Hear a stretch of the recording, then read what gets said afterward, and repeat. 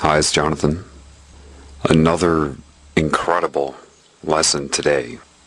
I was walking out in the woods again, in a state of contemplation. All the things kind of whirling around in my mind. The ego trying to follow its own illusion.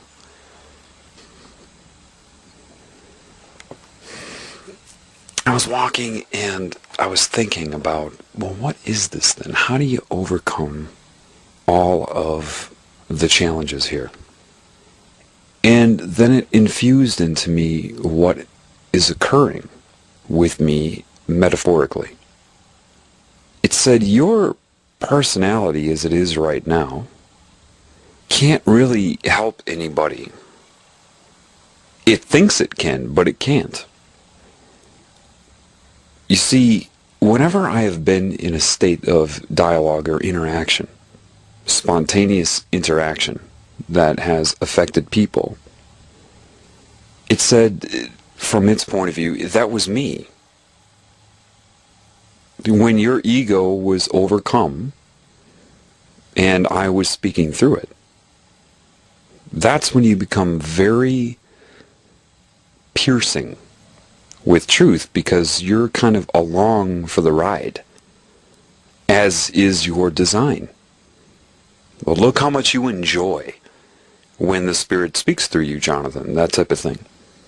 That's because you're designed specifically to enjoy love, to enjoy being guided by the Creator of everything. That's your design. That's why nothing gives you more pleasure than when something like that happens. For example, I recently took a trip through the Bible Belt, and I'll describe what happened on that trip later. But I found myself down in Florida. I was guided to go into a strip club. And you're thinking, yeah, I'm sure you were guided, Jonathan. But it's not what you think. I like to be around those people. For some reason, they're the ones that I know are being held down. And that doesn't mean that I go in there with my personality and say, oh, you're more held down than I am. I'm better than you. No, it's quite the opposite. I went in and immediately went way in the back corner. Some of the girls came up and wanted me to tip them, and I made them understand that's not what I want to do. And they would sit down and talk to me, and we talked a lot about spirit, a lot about what's going on in the country and all kinds of things. And I was sitting there, and then it happened. You see why you're led to do things. And in comes this girl, who apparently had stripped there before. And they wouldn't let her strip that night for whatever reason. There was some conflict, and so they wouldn't let her ask for tips. They wouldn't let her strip or dance or anything. So she sat down next to me, and we started talking. She was pretty and all that. Jonathan's ego would take notice of that. And so the law of attraction, the magnetic coupling of energies of the minds, the egos, took place, and her base chakra became active, her root chakra, her sex energy. And I could feel it. She started to bat her eyes at me and tell me how she's married, but occasionally her husband lets her play, that type of thing. The whole temptation. Of course, there was an entity attached to her. And I started to feel it strongly, and then I had to tell her, I said, I feel your base chakra, your root chakra. I can feel the energy. I said, I'm going to turn that off, okay? And she looked at me. She said, no, you're not. I said, give me your hands. So I held her hands. And then what I tried to do was focus my energy, like an energy worker would do, to turn off her base chakra. And I sat there for 30 seconds, focusing really hard with the mind to try to manipulate her energy and bring it into, quote, balance. Then I let go after 30 seconds with this confident look on my face. I said, how do you feel now? She said, the same, and laughed. She said, I'm still horny. I'm like, oh yeah. The same thing that happened with that scenario with the girl who had cancer, right? And then the information started coming in my head via the spirit. She was molested. I said, were you molested as a child? Right out of the blue. Her expression changed. She said, yeah. Your father, right? Yeah. Your husband lets you play, huh? And lets you strip? Give me your hands again. And this time, I wasn't trying to manipulate energy. I loved her. Inside, I loved what was in her. It wasn't her fault. The whole thing isn't her fault. The fact that she's a stripper there, under the control of entities, magnetically coupled to an abusive husband, a using husband, it's not her fault. And I loved the spirit in her. Suddenly, she let go of my hands, gasped, and said, oh my God, that worked. She got off her stool, walked about 5 feet, collapsed, fell against the wall.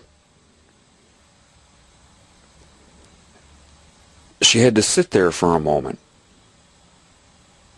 What happened? She was possessed by an entity. And I started loving her spirit to the point, like jump-starting a car, that it started to rise inside of her and challenge the entity's control, which created that visceral, that somatic symptom of dizziness and illness, a really challenging feeling inside of her own mind. She came back to the stool and had a different point of view. And then I explained to her. And she was under the command of love at that point, as was I. It wasn't Jonathan's mind explaining life to her, because Jonathan's mind doesn't know anything. Jonathan's mind experiences these things. And at the end of that, I just said, you're loved. And I know the spirit will take it from there. Because I loved her. And love sustains. And I will continue to do so.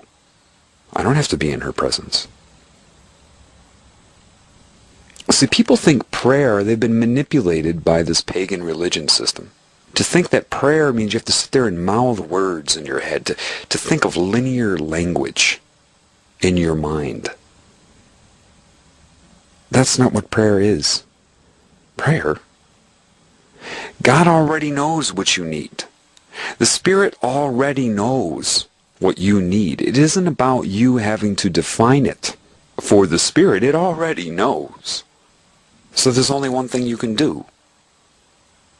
Love the creative spirit. I was taught that today in the woods with, it explained what's happening to me. You know the concept that mind control agents use? They talk about creating altars in your mind. It said that's kind of what's happening to me. The Spirit has created an altar of Jonathan that is untouchable. And when it flips forward, it has the command of the Spirit. But it's not an altar like mind control in that it's separate from other parts of me, that when it comes forward and goes back that I forget all about it. No, this one is wired into every altar of Jonathan, every part of Jonathan. And the way it put it in my mind was like, because, see, Jonathan, you're thinking of it incorrectly. You hear the words of Christ where he said, soon you will all be as me. Well, what makes you think that is just people? If there are many yous, many versions of your personality, like everybody, inside your own head, then if you are now penetrated by Spirit, then all of your individual altars and say soon they will all be as me. Scalar reality. This is not a mind control altar. This is a version that is a seed of healing. Because when this one comes to the front, it loves all the other parts of you and shines the love on them.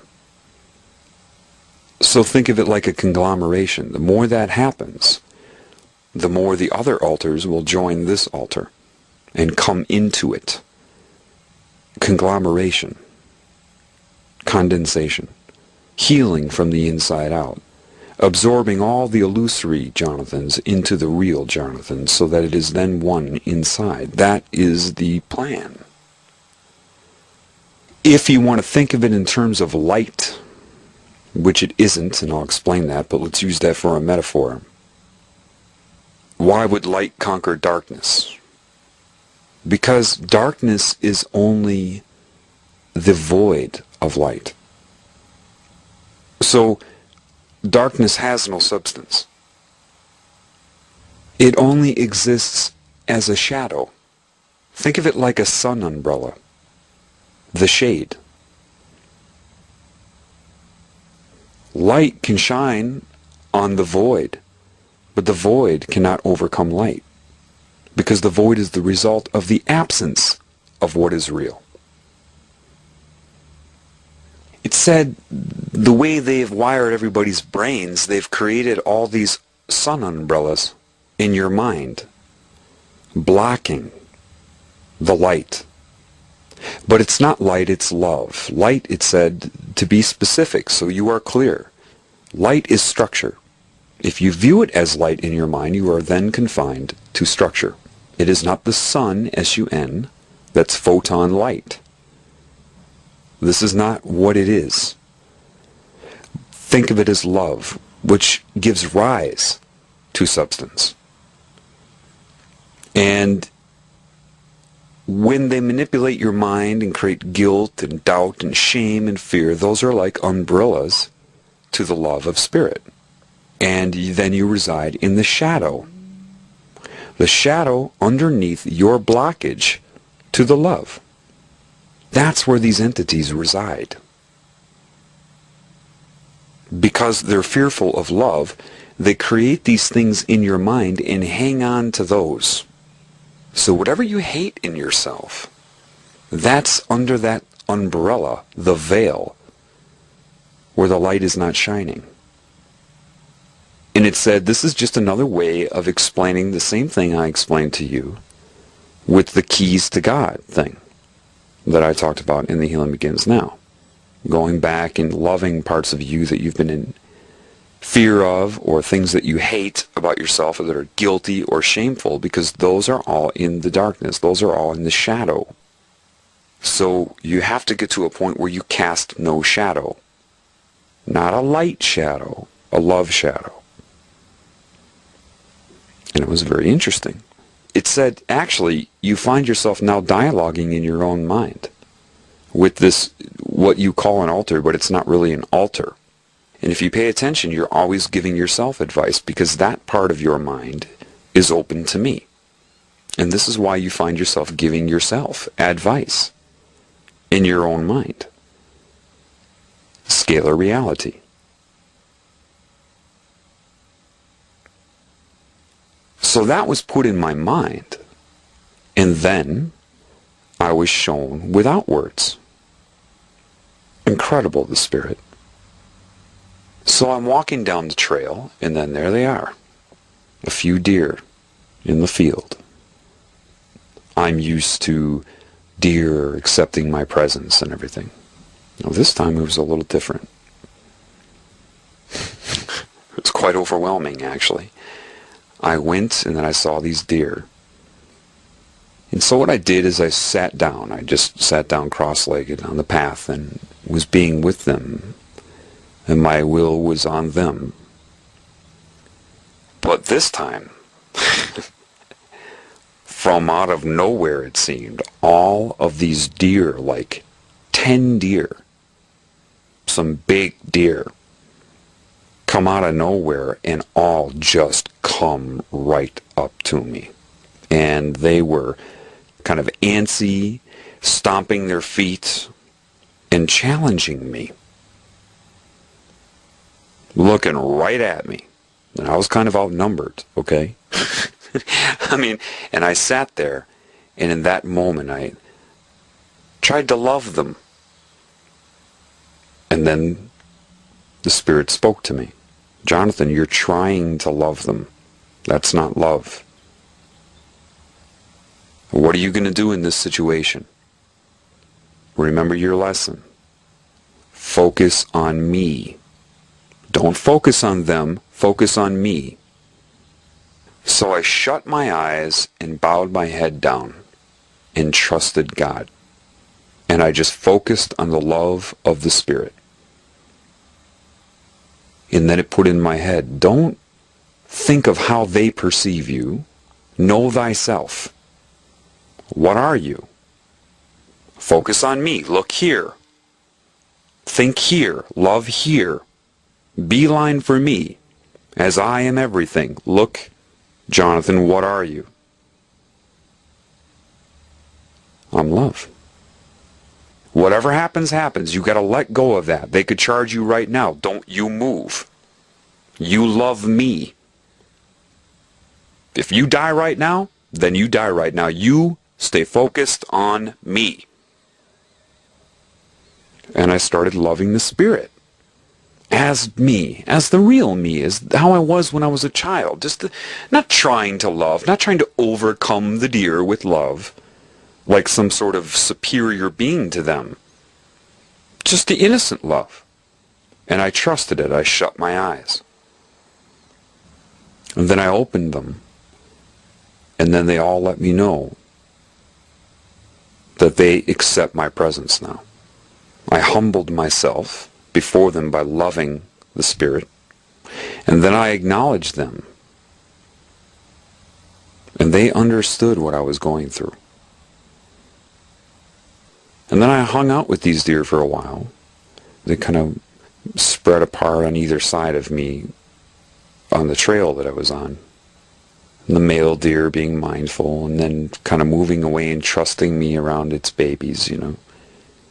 And they're there and they're acknowledging me and I'm real close, you know. And I stood up and I let them know I'm going to stand up now. And I waited for them to pick up on that imagery and then I stood up. And then my ego took over again, and then it stopped me. You're trying to love them, Jonathan. Look at you. You're trying to love them. You're trying to affect the outcome based upon what the ego is hoping for, which is an illusion. It's going backwards. Focus on me. Remove the umbrella. And every time I did that, all the deer, their heads pop up, look at me, and nod. Every time. Every time I moved into the love of Spirit. And there I was.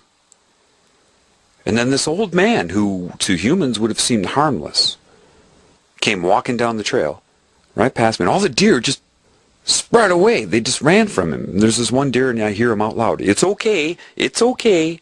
And the deer just took off because of the duplicity he was broadcasting, no matter what his intentions were.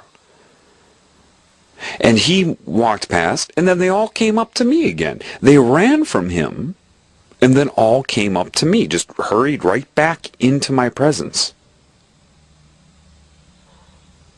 And they knew of the fear, and I let that out there. I let them know, I'm kind of scared. You're all, you're outnumbering me, and they let me know. We know that. And I humbled myself. Before them, I recognized their might and their beauty, and then it beelined. Look at that deer right there, Jonathan. You are no better and no worse. You are 100% equal. And then it looked at me. Love it. No, no, no. Look, you're trying to love it, you see? Stop that. Love it. No, no, no. Wait, stop the mind. What are you? Look at me. Look at me again. Remove the umbrella. What are you? Now you see. There you go. You're love. Now look at the deer. There, you see. Incredible. No, this isn't schizophrenia. I mean, if you saw the deer's reaction, you'd be quite very certain. Okay? It's incredible. And then I just let them know, thank you. And they walked right up with me and nodded, and I bowed my head, shut my eyes. I let them know of the true respect. My ego didn't let them know. I just kept focusing on the love of Spirit so that it could shine through me. And then I knew to respect them. They don't need to look at me. They don't need to come up and let me pet them. They are equal. Therefore, whatever they want to do is their right. It's amazing. It's that you've got to remove the blinders, the umbrellas to the love. So there's a part in you that is pure, as in everybody. And that's swelling now. It's absorbing the parts that are not real into itself. You're healing from the inside out. Soon you will become as me, says a part of Jonathan's mind to all the other parts of Jonathan's mind. And then in the next scale up.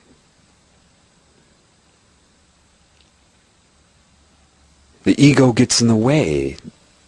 It's, if you think in terms of Christ, the very fact that they came to him and called him king was actually a ploy. You see, they knew that he was coming because of their ability to see throughout various parts of time.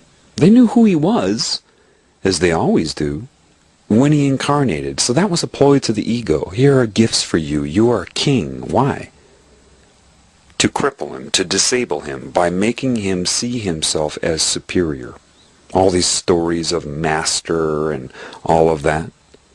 It's bull. See, when Christ said they will use my teachings to promote paganism, this is exactly what he was talking about.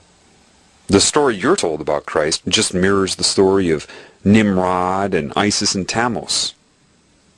That's not the truth. That was their attempt to manipulate him, and he overcame that because of the Spirit. Are you the King of Jews? You say I am. That's the most potent line that proves his connection to Spirit to me in the whole Bible. Are you the king? You say I am. In other words, that's your sickness. This is why he would wash the feet of, quote, his disciples. He knew. This whole idea of anointing him and calling him the Christ was not his idea, as he came down to prove the equality, the love. That was their paganism. That was their attack on his mind. You all think that evil comes to you, I guess, with some sort of sign that says, hello, we're evil. No, evil is on either side of the truth. It will entice you. It will build up your ego, fluff it up, or try to hurt you. There are many ways to do it. They tried to make him feel superior, catered to his ego, and he overcame that. That's what I get from it, and that's the guidance I get from the Spirit. It said, look, every time your ego gets in the way, what happens? What happens?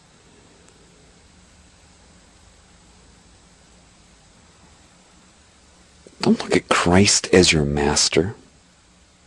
These stories, they say that demons call him master. They would never call him that. But yet he could remove them. Why? Because he removed the shadows in those people. There was nothing left for the demon to hang on to, and they knew it. and they hid from the love. In the dark, he shined love on them.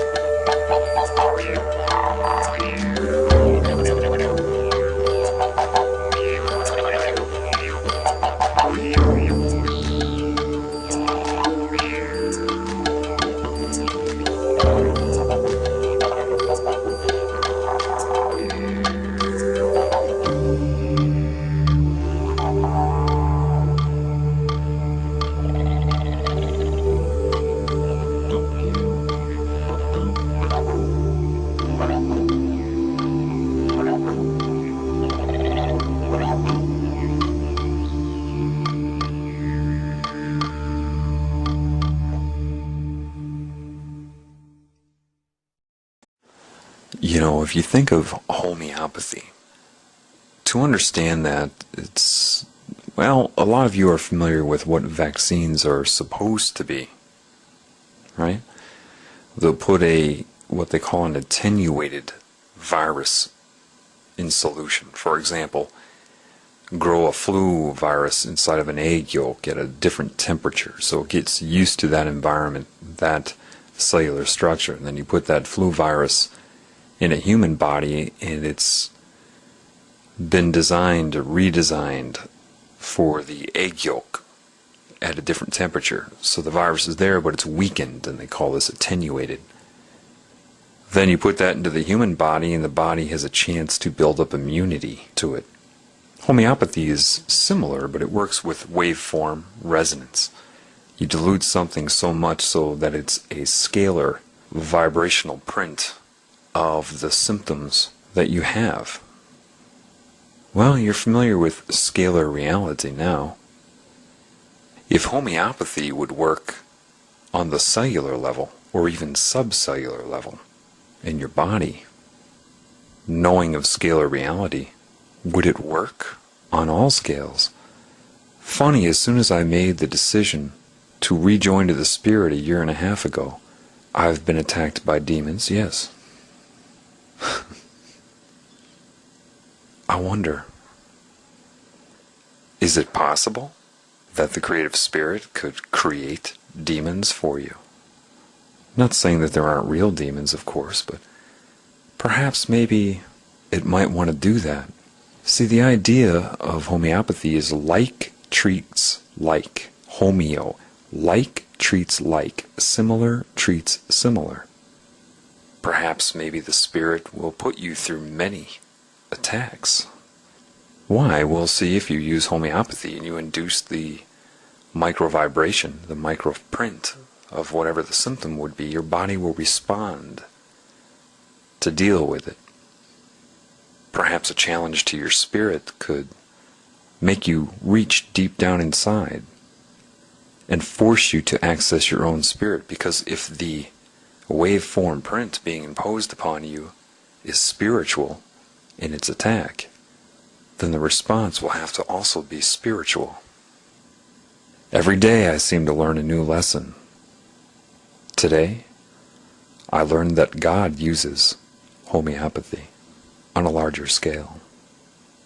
Those who wake up will be hit with like treats like.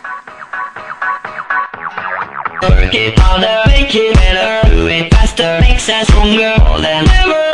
After hour, work is never over. Work it harder, make it better, do it faster, makes us stronger more than ever. Hour after hour, work is never over. Work it harder, make it better, do it faster, makes us stronger more than ever. Hour after hour, work is never over. Work it harder, make it better, do it faster, makes us stronger more than ever. Work it never over. Work it harder, make it better, do it faster, makes us stronger more than ever. Hour after hour, work is never over. Work it harder, make it better, do it faster, makes us stronger hour after hour, work is never over. Work it harder, make it better, do it faster, makes us stronger more than ever. Work is never over. Work it, make it better, do it faster, makes it stronger more than ever. Hour after hour, work is never over. Work it harder, make it better, do it faster, makes it stronger more than ever. Hour, work is never over.